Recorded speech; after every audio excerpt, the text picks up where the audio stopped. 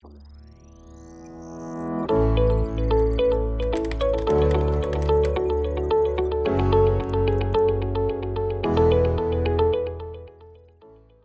sejam bem-vindos ao podcast número 60. Eu sou Gabriela Vicentini, do time de relacionamento com investidores da Multi, e está comigo hoje Luiz Paulo Aranha e Cássio Bruno, gestores da Multi Capital.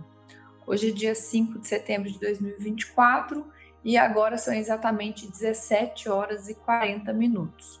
Vamos começar falando aqui do cenário global, que, pelo que vimos, o provável início de queda de juros nos Estados Unidos favoreceu os mercados emergentes. Cássio, pode resumir aí os principais pontos que você está vendo e como eles podem impactar os nossos portfólios? Legal, obrigado, Gabi.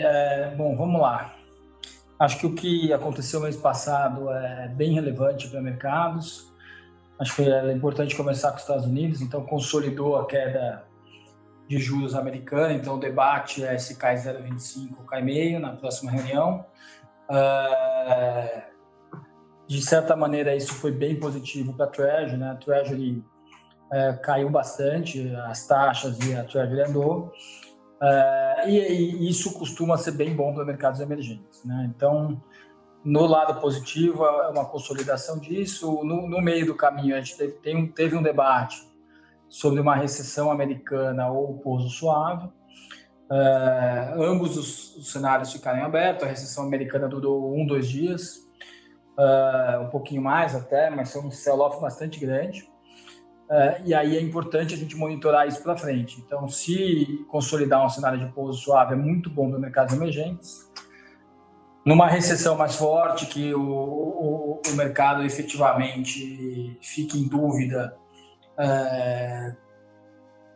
do que pode acontecer na economia americana, e enfim, isso poderia ser um pouco pior para mercados emergentes, aí provocar um sell-off. Então, esse foi um ponto importante. Algumas outras coisas aconteceram no mês passado que é importante a gente notar e olhar como que isso anda para frente. A segunda, por conta disso, você teve uma desvalorização do dólar razoável, mas no meio do mês você tem um Japão que aconteceu junto com o debate de recessão, sendo mais rock, né? O que é isso? Ele está mais preocupado com a taxa de juros e estava preocupado com a desvalorização da moeda, do ien. Ele falou um pouquinho mais duro, que provocou um grande sell-off no mercado global por conta do desmonte das posições de carry trade. Isso parece ter acabado. O Japão voltou um pouquinho atrás do discurso, como os dados eram melhores nos Estados Unidos, mas é bom monitorar também. Acho que esse é outro ponto. O terceiro ponto de global, que a gente está muito próximo, é a questão de China, né, e commodities globais. Então, a China tem tido um crescimento econômico bem mais fraco, continua fraco, então continua tendo problemas na área imobiliária, continua não tendo uma ajuda forte para o governo para esse setor. Então, não tivemos o que se esperou em algum momento do tempo que fosse a boia para o setor imobiliário. Isso não está tendo na China. Tem tido melhoras pontuais, mas isso tem provocado aí o minério estar próximo de $90. Então, o minério tradou a maior parte do ano entre 110 e 120 dólares. Nós estamos próximo dos $90 e tradando entre 90 e 100 dólares. Outro ponto de destaque é o petróleo, né? Então, o petróleo também caindo aí próximo dos 70 dólares, estava tendo o Brent acima de 80 dólares, está próximo dos 70. E aí, o que a gente se debate aqui é se isso é um reflexo de uma China mais fraca, de uma produção relativamente grande, que não é o caso do petróleo, ou nós estamos vendo o petróleo tradar o começo de uma recessão mais forte nos Estados Unidos, ou uma desaceleração muito mais forte nos Estados Unidos. Então, o debate que a gente tem hoje aqui na Multi é o quão forte pode ser essa desaceleração americana, e aí quais seriam os impactos no mercado globalmente.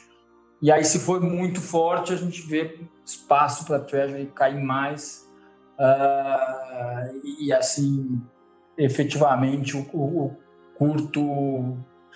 a parte mais curta da curva americana ceder mais. Se não for, tá bem no preço, Então, esse que é o debate para você ver novas quedas de juros americanas mais expressivas. Bom, Aranha, já que no Brasil a gente viu aí uma relevante aceleração dos ativos de risco, o que você está vendo para o cenário local? Então, no cenário local, a gente teve essa ajuda macro, acho que foi a principal, né, que é a queda das treasuries e o início do corte de juros nos Estados Unidos. Ele se provou mais importante, né, do que o vento contra local aqui dessa discussão se vai subir ou não os juros local, né? E o ponto, acho que mais importante que a gente está vendo, e a gente até vem mencionando, que na parte do crescimento continua tendo revisões para cima. E a safra de resultado, que acabou aí na metade do mês, ela confirmou que teve, né, uma safra de resultado importante no segundo TRI, e a gente está vendo que o terceiro TRI também parece ser bem promissor. Então, do lado do crescimento, eu acho que você tem aí uma surpresa positiva.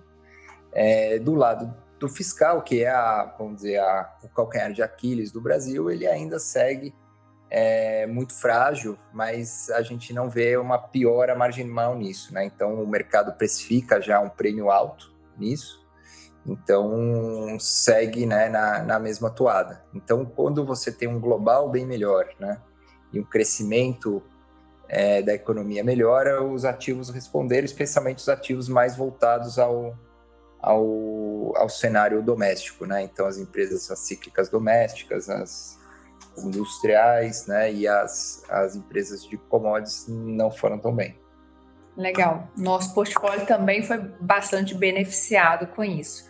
Inclusive, agora vamos aí entrar comentando sobre as carteiras dos fundos, começando pelo Mold Capital FICFIA, que fechou o mês 9,19% positivo, contra um Ibovespa de 6,54%, e no ano, menos 9,81% negativo, contra um Ibovespa de 1,36%.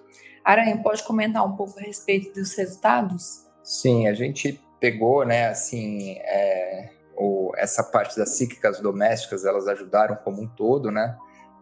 Além disso, né, casos como Vivara, Carrefour, a própria Renner, que foram bem no mês, e teve também a Marfrig, que eu acho que foi o destaque, que são papéis que entregaram bons resultados, então andaram, mas com revisões de lucro para cima, né? Então, o múltiplo ficando às vezes parado ou até mais baratos pela revisão de lucros, né?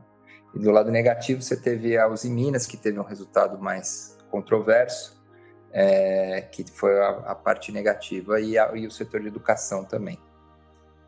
Legal. Entrando agora nos fundos multimercados, o Mold Capital Equity Hedge fechou o mês 0,49% positivo, contra um CDI de 0,87% positivo no período, e no ano 0,21% positivo, contra um CDI de 7,10% positivo. Cássio, como você pode resumir aí o mês de agosto?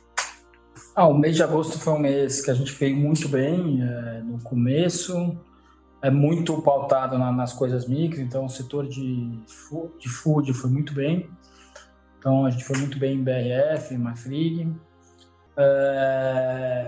a gente foi bem no setor financeiro também, são setores que a gente foi bastante certo nos cases micro, e acabou apanhando no resto todo, dando meio que esse 0 a 0 no mês assim, de alfa.